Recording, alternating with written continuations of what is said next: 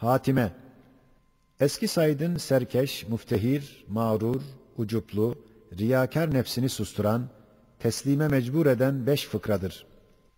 1. fıkra. Madem eşya var ve sanatlıdır, elbette bir ustaları var. 22. sözde gayet kat'i ispat edildiği gibi, eğer her şey birinin olmazsa, o vakit her bir şey, bütün eşya kadar müşkil ve ağır olur.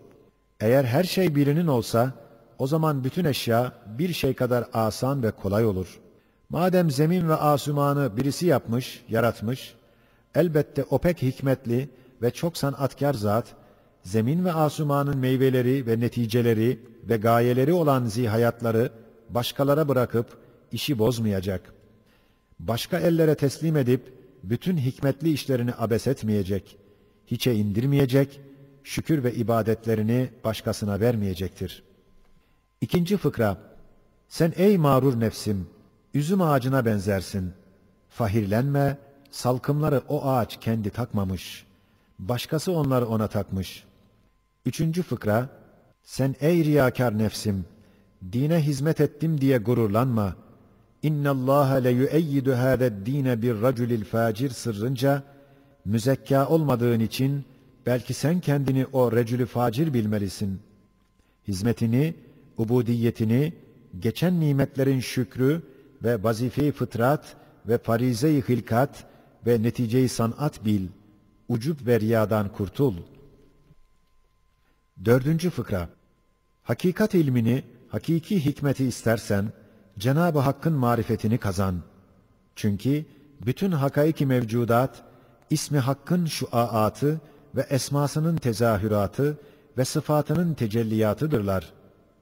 Maddi ve manevi, cevheri arazi her bir şeyin, her bir insanın hakikati birer ismin nuruna dayanır ve hakikatına istinat eder. Yoksa hakikatsız, ehemmiyetsiz bir surettir. 20. sözün ahirinde şu sırra dair bir nebze bahsi geçmiştir. Ey nefis! Eğer şu dünya hayatına müştaksan, mevtten kaçarsan, katiyen bil ki, hayat zannettiğin halat, yalnız bulunduğun dakikadır. O dakikadan evvel, bütün zamanın ve o zaman içindeki eşyayı dünyeviye, o dakikada meyyittir, ölmüştür. O dakikadan sonra, bütün zamanın ve onun mazrufu, o dakikada ademdir, hiçtir. Demek, güvendiğin hayat-ı maddiye, yalnız bir dakikadır. Hatta bir kısım ehli tetkik, bir aşiredir. Belki bir an-ı seyyaledir demişler. İşte şu sırdandır ki, bazı ehli velayet, dünyanın dünya cihetiyle ademine hükmetmişler. Madem böyledir, hayat-ı maddiye-i nefsiyeyi bırak, kalp ve ruh ve sırrın derece-i hayatlarına çık. Bak, ne kadar geniş bir daire-i hayatları var. Senin için meyyit olan mazi, müstakbel, onlar için haydır, hayatlar ve mevcuttur.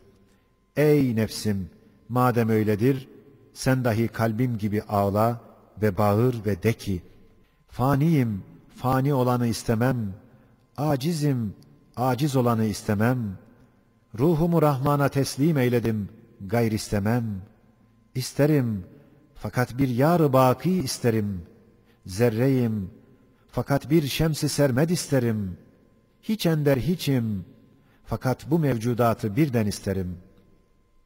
5. fıkra. Şu fıkra, Arabi geldiği için Arabi yazıldı.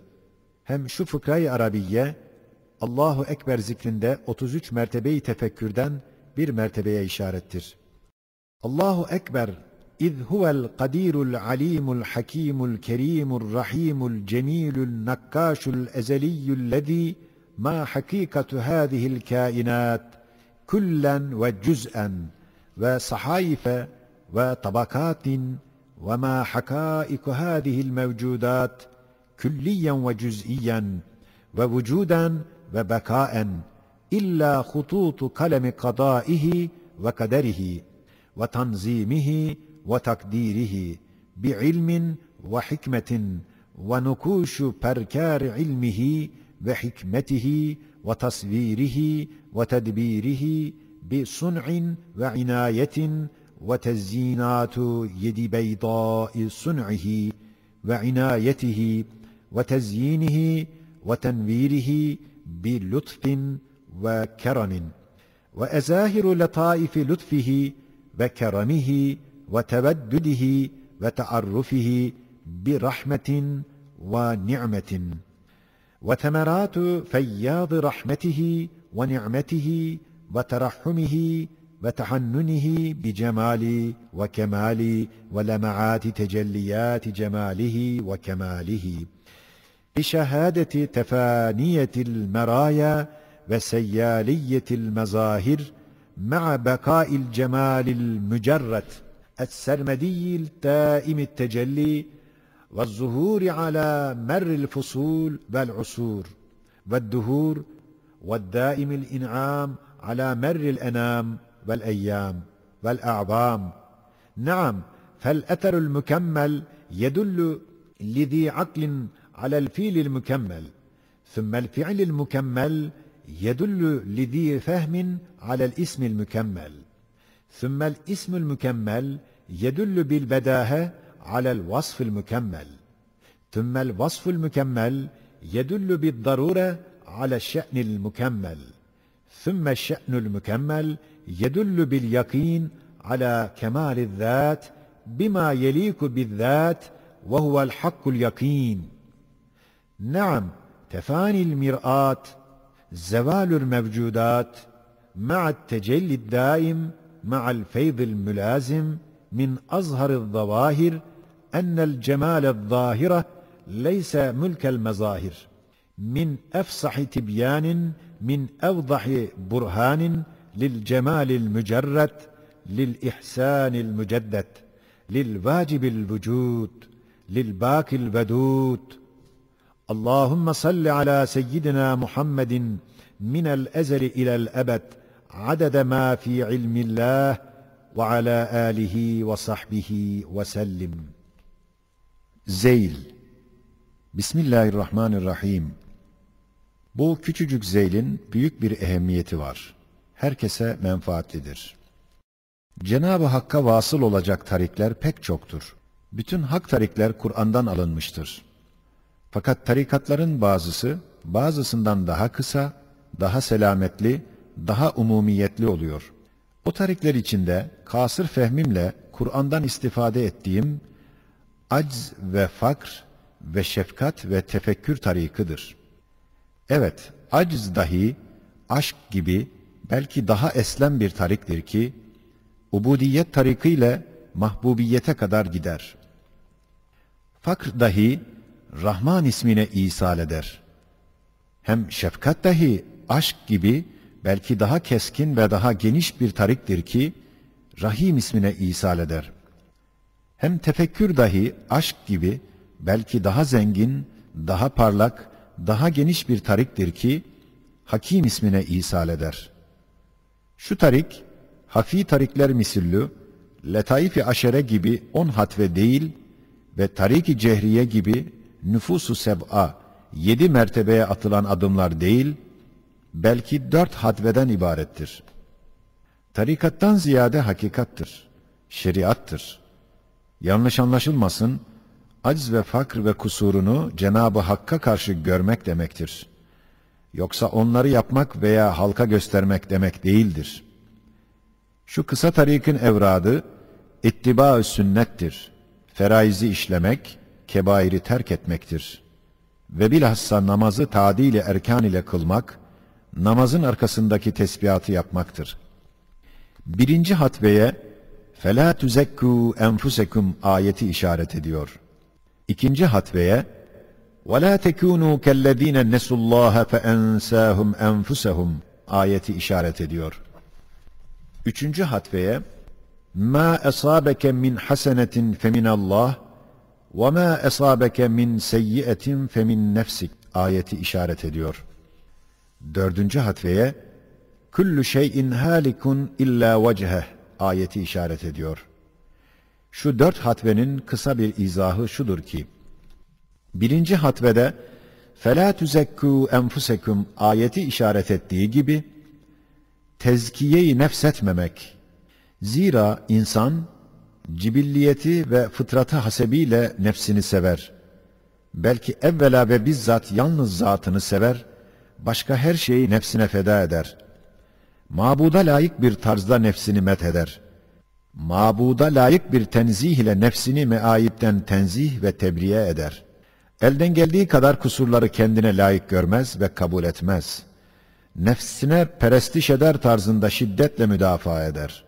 Hatta fıtratında tevdi edilen ve mabudu hakikinin hamd ve tesbihi için ona verilen cihazat ve istidadı kendi nefsine sarf ederek men ittehade ilahehu hevah sırrına mazhar olur.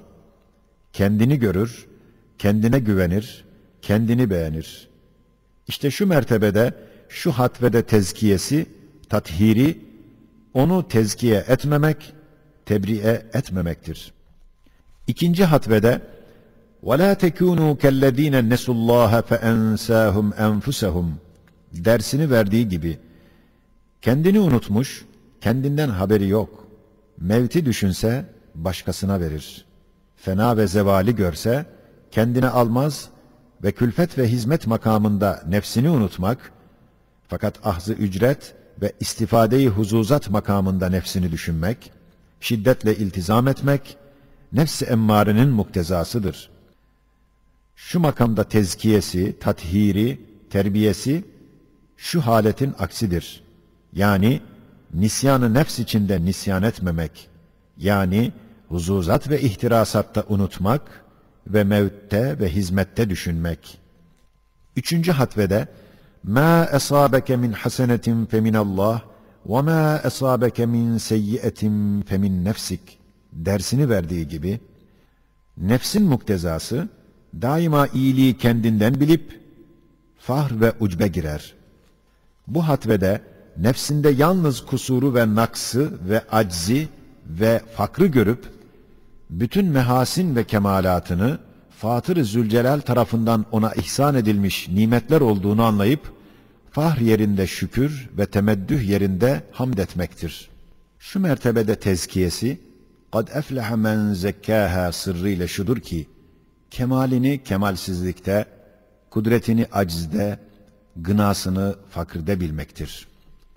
Dördüncü hatvede kullu şeyin halikun illa vecheh dersini verdiği gibi, nefs kendini serbest ve müstakil ve bizzat mevcut bilir. Ondan bir nevi rububiyet dava eder. Mabuduna karşı adavetkarane bir isyanı taşır. İşte gelecek şu hakikati derk etmekle ondan kurtulur. Hakikat şöyledir ki, her şey nefsinde manayı ismiyle fanidir, mefkuttur, hadistir, madumdur. Fakat manayı harfiyle ve Sani Zülcelal'in esmasına aynedarlık cihetiyle ve vazifedarlık itibariyle şahittir, meşhuttur, vacittir, mevcuttur. Şu makamda tezkiyesi ve tathiri şudur ki, vücudunda adem, ademinde vücudu vardır. Yani kendini bilse, vücut verse, kainat kadar bir zulümat-ı adem içindedir. Yani vücudu şahsisine güvenip mucid-i hakikiden gaflet etse, yıldız böceği gibi bir şahsi ziyai vücudu, nihayetsiz zulümat-ı adem ve firaklar içinde bulunur, boğulur. Fakat enaniyeti bırakıp, bizzat nefsi hiç olduğunu ve mucid-i hakikinin bir ayne-i tecellisi bulunduğunu gördüğü vakit, bütün mevcudatı ve nihayetsiz bir vücudu kazanır. Zira bütün mevcudat, esmasının cilvelerine mazhar olan zat-ı vacibül vücudu bulan, her şeyi bulur. Hatime, şu acz, fakr, şefkat, tefekkür tarikindeki 4 hatvenin izahatı, hakikatin ilmine, şeriatın hakikatine, Kur'an'ın hikmetine dair olan 26 adet sözlerde geçmiştir. Yalnız şurada bir iki noktaya kısa bir işaret edeceğiz. Şöyle ki, evet, şu tarik daha kısadır. Çünkü 4 hatvedir. Acz, elini nefisten çekse, doğrudan doğruya Kadir-i Zülcelal'e verir. Halbuki en keskin tarik olan aşk, nefisten elini çeker, fakat maşuk-u mecaziye yapışır. Onun zevalini bulduktan sonra mahbub-u hakikiye gider. Hem şu tarik daha eslemdir. Çünkü nefsin şatahat ve bala pervezane davaları bulunmaz. Çünkü acz ve fakr ve kusurdan başka nefsinde bulmuyor ki haddinden fazla geçsin. Hem bu tarik daha umumi ve caddi kübradır. Çünkü kainatı ehli vahdetül vücut gibi huzuru daimi kazanmak için idama mahkum zannedip la mevcude illahu hükmetmeye veyahut ehli vahdetü şuhud gibi huzuru daimi için kainatı nisyan-ı mutlak hapse mahkum tahayyül edip la meşhude illahu demeye mecbur olmuyor. Belki idamdan ve hapisten gayet zahir olarak Kur'an affettiğinden o da sarfı nazar edip ve mevcudatı kendileri hesabına hizmetten azlederek Fatır-ı Zülcelal hesabına istihdam edip Esma-i Hüsnasının mazhariyet ve aynedarlık vazifesinde istimal ederek manayı harfi nazarıyla onlara bakıp mutlak gafletten kurtulup huzuru daimiye girmektir. Her şeyde Cenab-ı Hakk'a bir yol bulmaktır. Elhasıl mevcudatı mevcudat hesabına hizmetten azlederek manayı ismiyle bakmamaktır.